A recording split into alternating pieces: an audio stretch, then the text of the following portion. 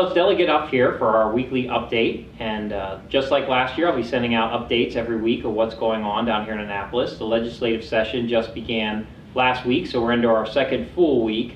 And of course, the number one issue that people are talking about is Obamacare. So just like nationally, where you have the broken websites and people losing their health care, it's been even worse here in Maryland.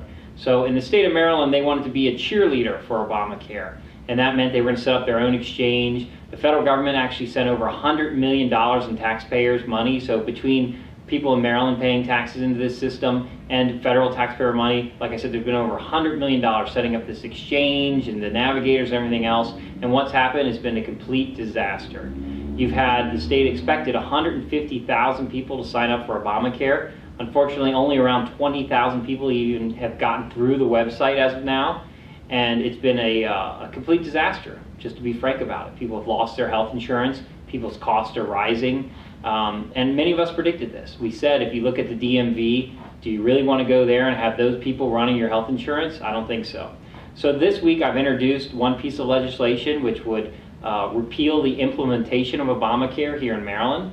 And what it simply says is that we should not have Obamacare enshrined in our law here in Maryland. And one of the mistakes that lawmakers made here 2 years ago is they took all the provisions from Obamacare and they put it into our law. And they said all future regulations of Obamacare should go into effect in Maryland.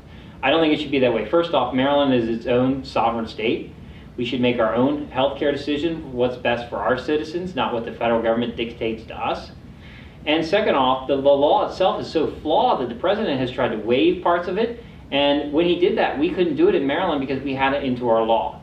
So we need to remove that from our law, remove Obamacare. And the second thing we need to do, I'm drafting a piece of legislation now, which would remove Maryland, get rid of our healthcare exchange for the state and just go to the federal one.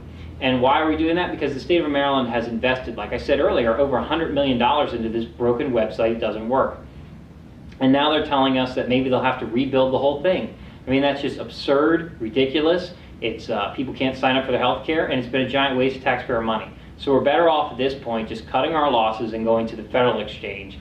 And so let's get Maryland out of the Obamacare business. We've been in it for long enough. It's been a complete waste of taxpayer money, and it's really hurting Maryland families and businesses. So until next week, I hope you have a blessed week.